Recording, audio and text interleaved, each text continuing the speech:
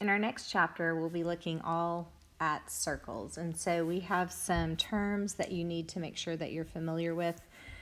When we talk about the interior of a circle, it's just the points on the inside.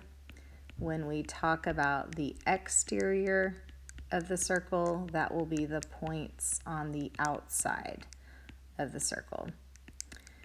Now, a definition that may be new to you is chord. Notice in this diagram you have a chord that is purple, and your definition of chord is just a segment where both endpoints lie on the circle. So notice if I label those points A and points B. Then you have a diameter. A diameter fits the definition of a chord because it is a segment where both endpoints lie on the circle. The only difference is that a diameter must run through the center. So every diameter is a chord, but every chord is not a diameter. The next term you're going to see is a secant. And so notice this green line above. You have a secant, which is just a line that intersects a circle at 2 points. And you'll see later it could be a segment also, but your definition in your book will talk about a secant line. And then you have a tangent. So a secant crosses the circle at 2 points, at exactly 2 points. A tangent intersects the circle at exactly 1 point. And it is important to note that the tangent is in the same plane as the circle. And so point P right here is just referred to as the point of tangency. So let's look at some specific examples and ask yourself, could you find a chord? So if we were to find a chord in this diagram, we could say chord DB, and you could refer to that as a line segment.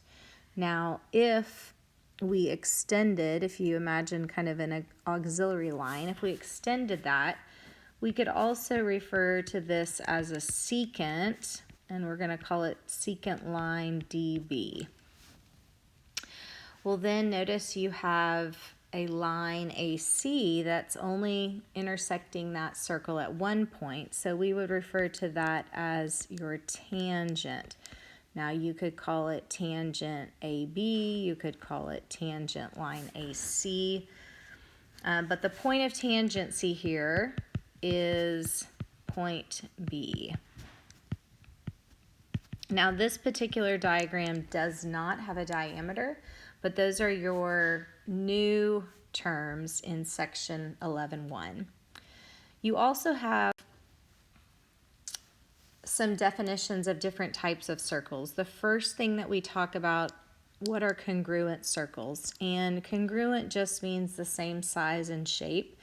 So congruent circles have congruent radii, which is just the plural for radius.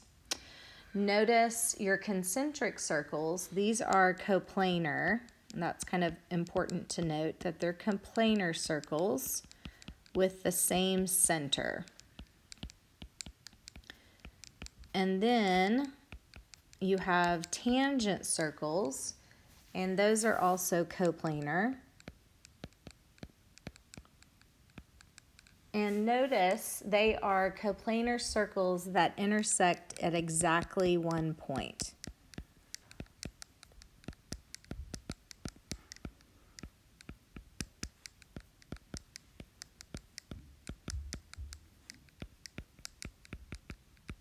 And those are your new terms.